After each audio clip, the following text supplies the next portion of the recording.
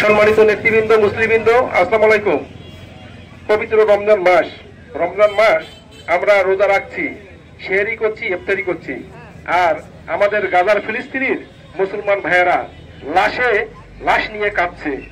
তারা সেহরি করবে কি, তারা ইফতার করবে কি, অথচ তারা লাশ খুঁজে বেড়াচ্ছে। কোথায় শিশুর লাশ, কোথায় স্বামীর লাশ, কোথায় বাচ্চার লাশ। কি নির্মম পরিহাস, কি মুসলমানদের প্রতি কি নির্যাতন। অথচ দেখেন, এই গাজায় একটা চুক্তি হয়েছিল যে যুদ্ধ হবে না। সেই চুক্তি করার পরে যখন সব মুসলমানরা আবার এই গাজায় সমবেত হওয়ার পরে কি করলো, যখন আমরা রাতের বেলা সেহরি খাবো নির্জন রাতে, সেইখানে হামলা হচ্ছে। সেই হামলায় ৬-৭ জন মুসলমান মারা গিয়েছে। এর চেয়ে বেদনাদায়ক পৃথিবীতে আর কোথাও নাই। আসলে আমরা ধিক্কার জানাই এই ইহুদি খ্রিস্টানদেরকে, আমরা ধিক্কার জানাই এই মানবতার এই বিশ্বকে, যারা বিশ্বকে শাসন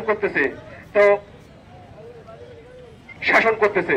তো আমরা মুসলমান হিসেবে আমাদের আজকের যে প্রতিবাদ, আমরা এই প্রতিবাদ থেকেই আমরা আমাদের বাংলাদেশ থেকে প্রতিবাদ জানাই যে আমাদের অচিরেই মুসলমানের প্রতি আক্রমণ, মুসলমান প্রতি যে হলো ধ্বংসাত্মক চলতেছে, এর বন্ধ করার জন্য। তা আমি আমার আর বক্তব্য বাড়াবো না।